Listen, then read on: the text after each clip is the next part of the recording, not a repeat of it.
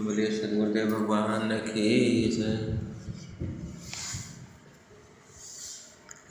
क्षर अक्षर पर गाजता निअक्षर सब पार, मंडल तीनों अलग है अनुभव ज्ञान अपार।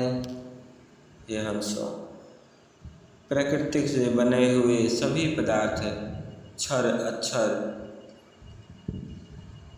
क्षर पदार्थ सदैव नश्वान एवं अनित्य। आकाश वायु अग्नि पंच तत्व जल अनित्य वस्तु है। जो पदार्थ अपने से भिन्न दूसरे कारण तत्वों से प्रकट होते हैं वे सभी कृत्रिम वस्तु क्षर है। प्रकृति की विकृति अस्थावर जड़ जगत सभी क्षर है। प्राकृतिक मंडल के अंदर पंच शब्द 10 अनहद और सभी वर्ण वाच्य शब्द क्षर नश्वान हैं। प्रकृति के अंदर जो पदार्थ बनते हैं वे सभी क्षर हैं और तथा दंत ओष्ठ मूर्धा और कंठ से प्राण के प्रयत्न से जो शब्द बनते हैं वे सभी क्षर शब्द हैं। हठ योग राजयोग मंत्र योग और लय योग एवं चक्रों में जो शब्द होते हैं वे सब भी क्षर शब्द ही हैं।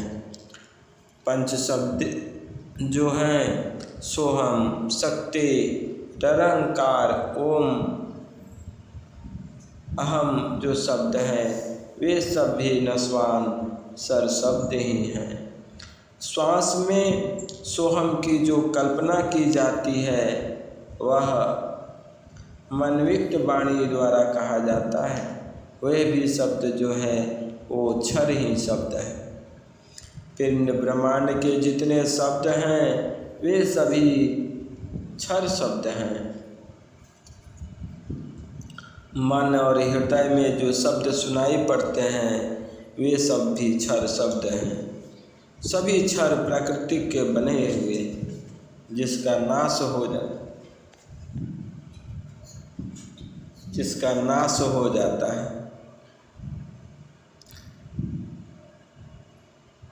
कर्म प्रकृति के आधार पर होता है, इसलिए इंद्रियों से किए हुए सब भी कर्म जो हैं वे सब भी क्षर हैं।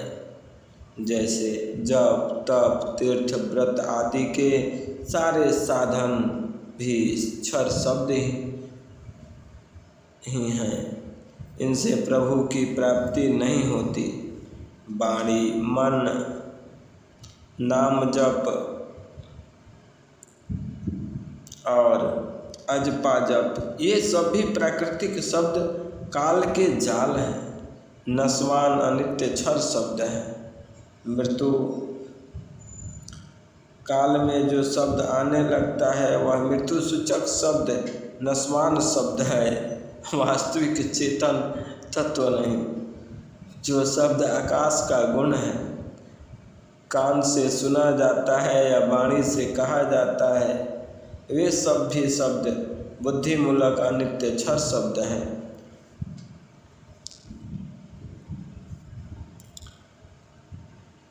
अक्षर द्वारा ही प्रकृति की समस्त क्रिया होती है, इसलिए इस पद में अक्षर के रूप सूक्ष्म अक्षर गाज रहा।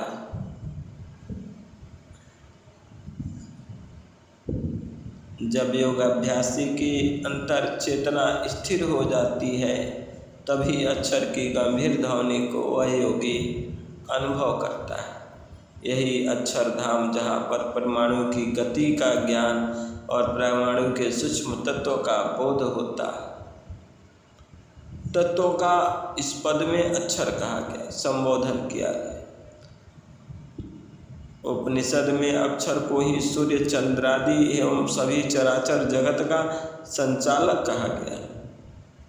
अक्षर को ही ब्रह्म कहते हैं। इस योग तत्व को सद्गुरु द्वारा अनुभव और चेतन समाधि में यह ज्ञान प्रत्यक्ष प्रकट होता है, चेतन विज्ञान द्वारा जाना जाता है। ये तो क्षर से अक्षर भिन्न वस्तु जो एक पाद प्राकृतिक मंडल के प्रत्येक पदार्थों में ओत प्रोत सर्वत्र व्यापक है, सर्वपूर्ण है।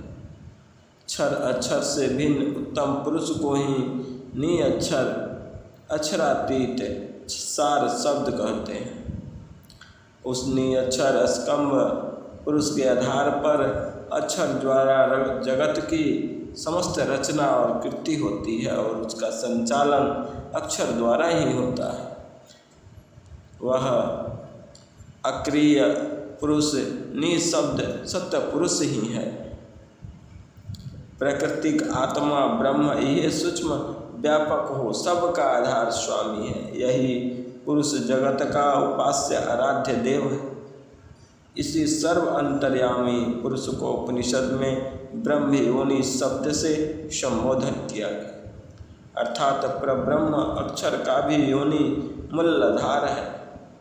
अक्षर से सूक्ष्म जो शब्द है वह सब व्यापक होने के कारण उस परब्रह्म को निअक्षर कहते हैं, अर्थात परब्रह्म अक्षर नहीं बल्कि क्षर अक्षर इन दोनों का प्रकाशक सर्वधार सूक्ष्म निअक्षर है।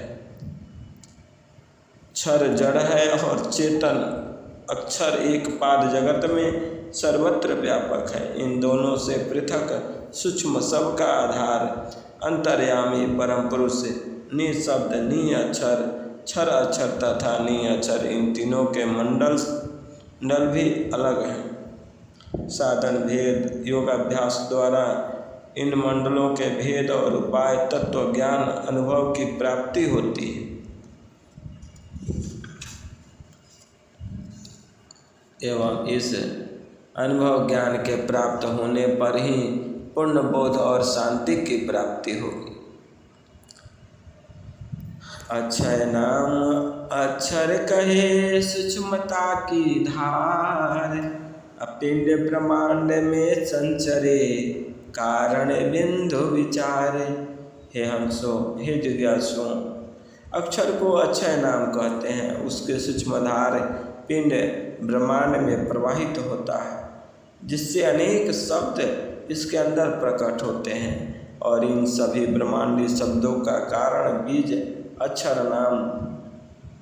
नाम अक्षर है।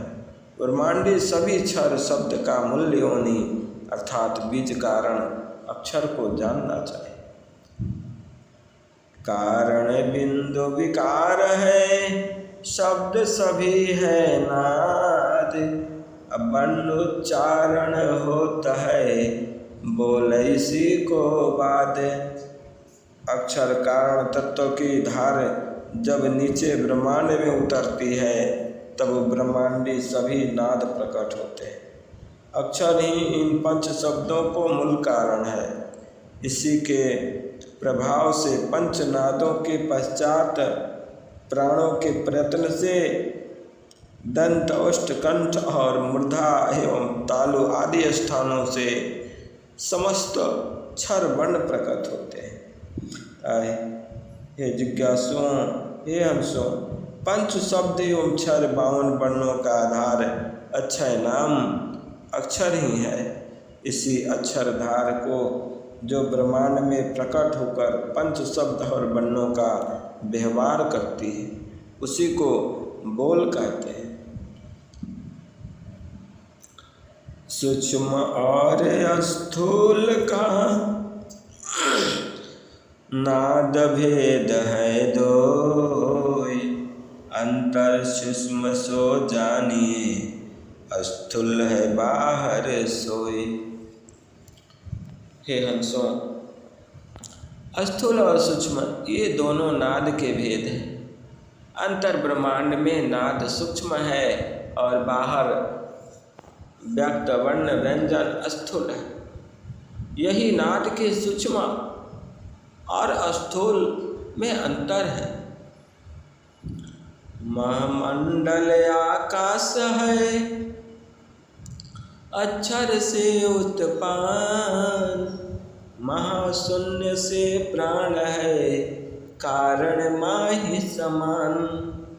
हे हंसों, हे जिज्ञासुओं, ब्रह्म से आकाश महामंडल प्रकट होता है एवं महाशून्य से प्राण की उत्पत्ति होती है। वह प्राण अक्षर के आधार पर देह संघात की क्रिया करता है। प्राण का आधार अक्षर है, क्योंकि वह योग विधान द्वारा अक्षर मंडल में पहुंचकर शांत हो जाता है। अक्षर से गति प्राण में, प्राण से तन व्यापार, चक्रनाल इंद्रिय चले, धर्म है विविध प्रकार। हे हंसों, हे जिज्ञासुओं, अक्षर से प्राण में गति होती है और प्राण द्वारा सारे शरीर का व्यवहार एवं चक्र, नाड़ी तथा इंद्रियों के विविध प्रकार के धर्म होते हैं। इसी शरीर में अक्षर द्वारा प्राण, मन एवं इंद्रियादिकों में गति आती है, जिसके द्वारा आत्मा सारे देह संघात के कार्यों को होकर प्रकृति के व्यवहार द्वारा जगत का सुख भोग करती है। कारण मंडल प्राण जो पहुँचे योग विधान, मन पंगु तब होता है द्वंद्व मिटे दुख खान। हे हंसो, हे जिज्ञासु, जब अपने कारण मंडल महाशून्य में योग विधान द्वारा प्राण पहुँच जाता है, तब प्राण के शांत हो जाने पर मन पांगु हो जाता है, क्योंकि प्राण के साथ ही मन की गति होती है।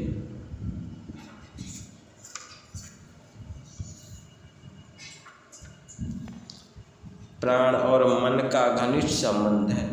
प्राण के शांत हो जाने पर मन पंगु हो जाता है एवं मन के पंगु हो जाने से इंद्रियों के द्वंद्व मिट जाते हैं एवं इंद्रियों के द्वंद्व मिट जाने से समस्त दुखों का अभाव हो जाता है। अक्रिय मन अरु प्राण है, निज कारण भयलीन, तब प्रवृत्ति प्रपंच सब बंद होय स्वाधीन। हे हंसो, हे जिज्ञासु, जब मन और प्राण क्रिया रहित होकर अपने कारण में लीन शांत हो जाते हैं, तब ब्रह्म प्रकृति का प्रपंच बंद हो जाने के कारण आत्मा इनके बंधन से रहित हो स्वतंत्र हो जाती। अक्रिय मन अरु प्राण से केंद्रित चेतन केंद्र, आत्म शोध प्रकाश है शासक देह महेंद्र। हे हंसो, हे जिज्ञासु, सारे देह संघात का शासक अर्थात स्वामी आत्मा मन और प्राण के क्रिया विहीन और शांत हो जाने पर चेतन केंद्र में स्थित होकर अपने शुद्ध प्रकाश को प्राप्त करते हैं। अतः हे जिज्ञासुओं, मन और प्राण के शांत हो जाने से ही चेतन प्रभा अंदर प्रवेश कर प्रकट होती है, जिससे आत्मा को अपने स्वरूप का प्रत्यक्ष अनुभव होता है। यह स्थिति जो है विहंगम योगियों की धारणा ध्यान से प्राप्त होती है, जिसमें सद्गुरु अपने दिव्य ज्ञान का संचार करते हैं और आत्म प्रकाश के प्राप्त होने पर अक्षर और निशब्द का प्रकाश आगे जिसे सद्गुरु सेवी योगी जन जानते हैं और अनुभव करते हैं। यह प्रकाश मन और मंडल का माइक प्रकाश नहीं, क्षर और अनात्म प्रकाश प्राकृतिक मंडल में प्राकृतिक योगियों को होता है, परंतु यह शुद्ध प्रकाश चेतन केंद्र से आत्मा को प्राप्त होती है। जिससे अंतर की स्थिति का पूर्ण बोध, आगे चलने की क्रिया स्पष्ट हो जाती है। यह साधन अनुभव साक्षात्कार करने का विषय है। मन अरु प्राण संघर्ष में आत्म विजयी होय, प्रभु सुमिरन अरु भजन में अब कोई विघ्न न होय। हे हंसों, हे जिज्ञासुओं, चेतन शक्ति के प्रकट हो जाने पर मन और प्राण के युद्ध में आत्मा विजयी हो जाती है और प्रभु के सुमिरन और भजन में अब कोई विघ्न नहीं आती है। मन और प्राण के संबंध में जीवात्मा के अनेक प्रकार के कष्ट और दुख त्रिताप होने के कारण आध्यात्मिक उत्थान में रुकावट आ जाती है। जब आत्मा इनके संघर्ष में विजयी होकर चेतन प्रकाश को प्राप्त कर लेती है, तब निर्विघ्न प्रभु की भक्ति और सुमिरन करती है, जिससे निर्विघ्न और शांत हो जाने पर ही शुद्ध स्वरूप से प्रभु का भजन होता है और पवित्र आनंद की आत्मा को प्राप्त हो जाती है। मन अरु प्राण व्यवहार में त्रिगुण का व्यापार, मन अरु प्राण विलीन में त्रिगुण धर्म सहार। मन और प्राण का जब तक व्यवहार होता है, हे हंसो, तब तक प्रकृति के त्रिगुणों का संबंध उनको लगा रहता है। मन और प्राण के विलीन हो जाने पर ही त्रिगुणों के धर्म का अभाव हो जाता है और त्रिगुण का धर्म छूट जाता है। योगी इन त्रिगुणों के अभाव और विलय हो जाने पर निर्मल और शांति की अवस्था को प्राप्त कर लेता है।